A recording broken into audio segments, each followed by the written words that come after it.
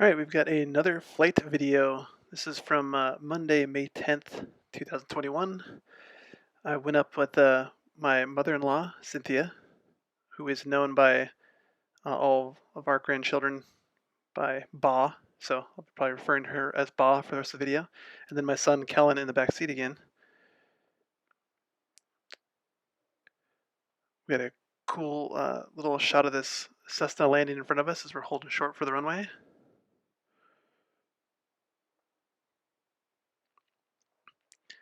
And then once he was clear, we got permission to leave. And after Cynthia reminded me that my door was still open, and I closed it right before we started a takeoff roll, which was a wonderful way to start the flight and proof that Bach pulls her weight right away. We roll off and take off on 3-4 right and head straight out on a northbound departure for the rest of our journey. As you can see, I've got a new camera angle here, furnished by the My Pilot Pro tie-down mount that I picked up in between last flight and this flight. I put it on the tail tie-down mount on the Cirrus, and I think it looks really cool. I really like this shot when I watched other people's videos, so I decided to try it for myself. But here we are heading down Airport Road, straight towards my work.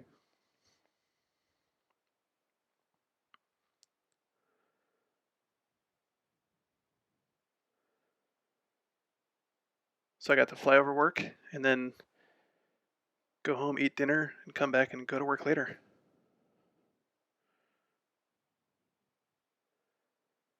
The purpose of this flight today was to go and try and check out the tulip fields up in Mount Vernon.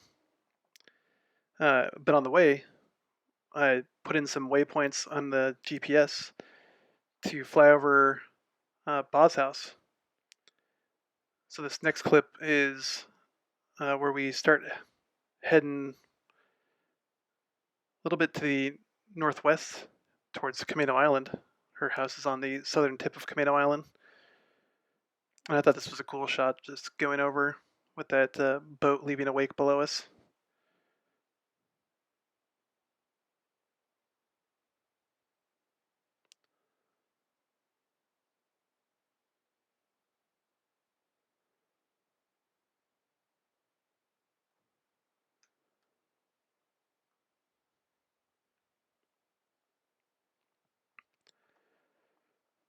But it takes too long to watch the whole video of us driving or flying there. So I'll cut to us coming right up over the southern tip of Camino Island right now.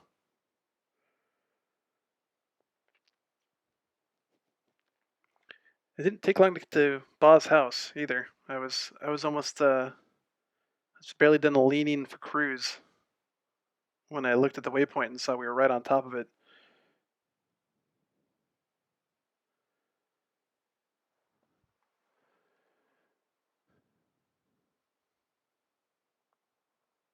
So the things I was looking for on the ground by her house was this cluster of like 4 buildings with metal shiny roofs that it's like just underneath the left main gear right now. And I spotted them and knew that her house was just to the north of them. And so we spotted her house. It's like in the bottom left-hand corner of the screen right now. So we did some maneuvers, circled around it, got her husband to come outside so he could watch us flying over. And then after we did a couple circuits over the house, we turned back across the water and cut over to Kayak Point. And me and my kid go to Kayak Point all the time on the ground, so this was pretty cool. Getting to fly over and see it from the air looks much smaller. It's so big when you're walking the beach from edge to end, walking on the logs like we do. And in the air, it just seems like a normal little park. And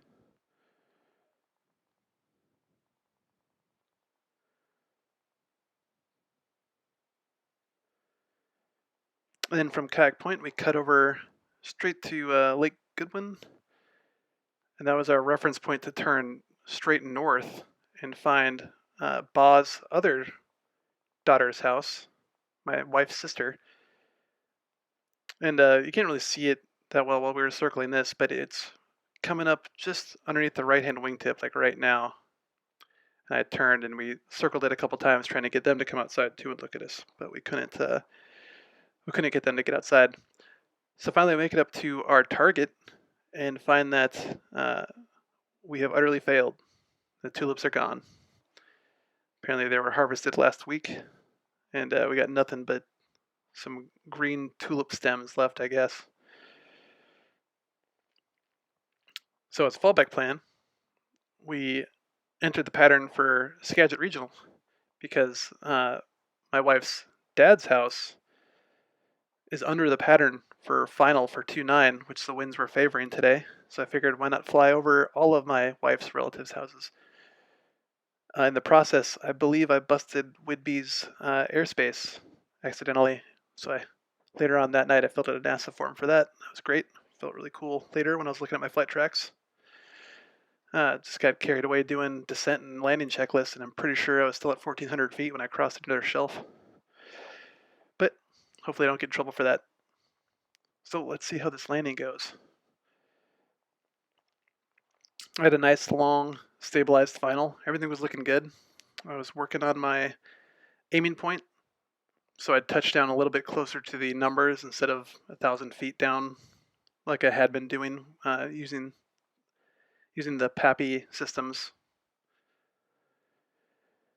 And this one was looking pretty good, except for some reason that I've yet to fully figure out why, the Cirrus right when I'm in transition, pulling back to about as my full transition, the nose wheel creeps to the left. I need right rudder that I'm not using, so I landed nice and smooth, but a little bit of side load there.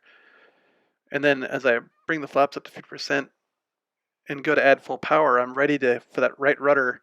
Oh, but I didn't actually have the power in yet, so I right ruddered my way over to the right side of the center line in preparation to react to my full power application, except I beat my power and did a little zigzag on the runway for no reason. But we're in the air and off.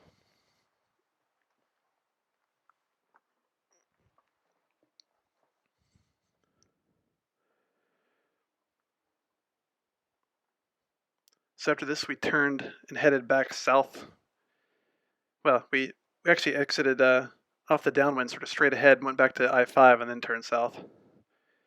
And while we were heading south, you see me do a little jig to the right here, a little turn to the right. That's because there's opposite direction traffic passing under my left-hand wingtip. Like right now, tiny little white dot, same altitude, opposite direction. Can barely see him in this video, but at the time, like I could swear I could see like people inside the airplane. He looked so close. But we took I-5 down, then entered a pattern for 2-9 at Arlington, because figured might as well do another touch and go and the 2-9 Arlington is only 3,500 feet long. That's the shortest runway I've actually landed on with the Cirrus so far.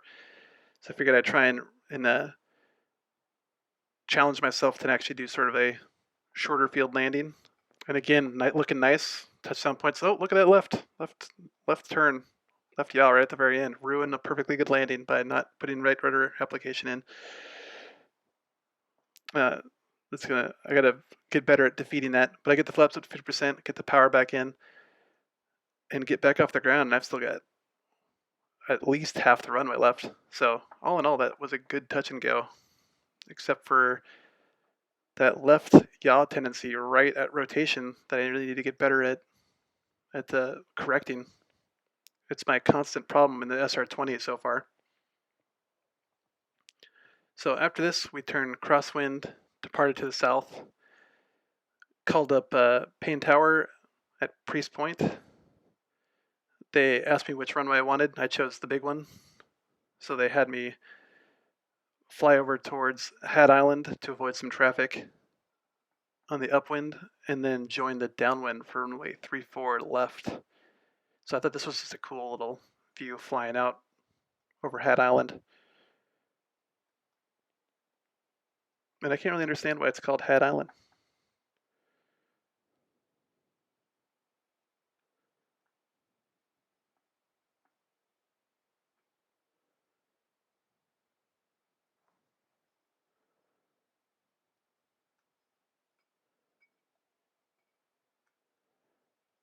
But then next scene, we're going to skip to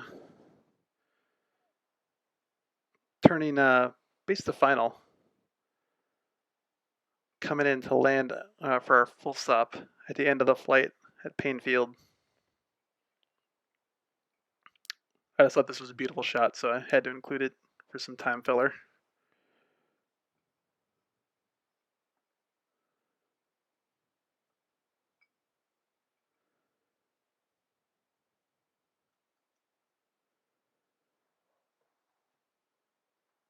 Alright, here we go.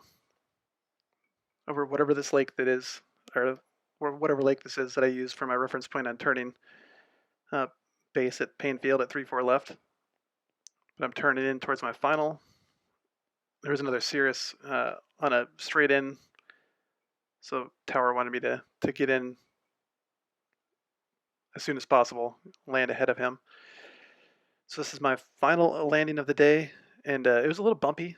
There's a slight left crosswind. It was wasn't much of an angle. It was pretty breezy though, and it was gusting a bit. If you had the audio on, this last clip I have of us on the ground, you'll hear the audio of the camera, and it's just constant wind noise. But even though it was a little bumpy and breezy, I flew an approach I was happy with and had my best landing of the day, where you could really see me working to keep myself on center line, keep myself straight. I was pretty happy with this one.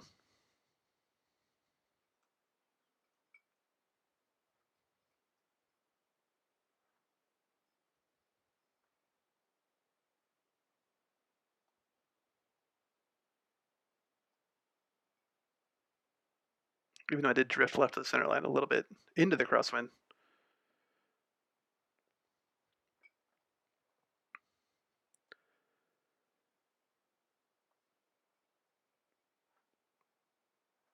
In this last clip, I left the sound up so you can hear how windy it is. But I jump out, go over to help Ba get out of the airplane.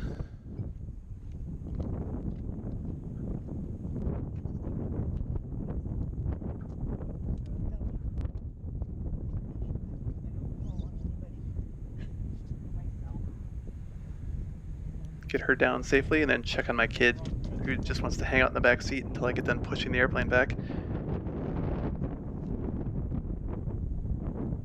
And you get to see my ugly face as I come turn off the camera.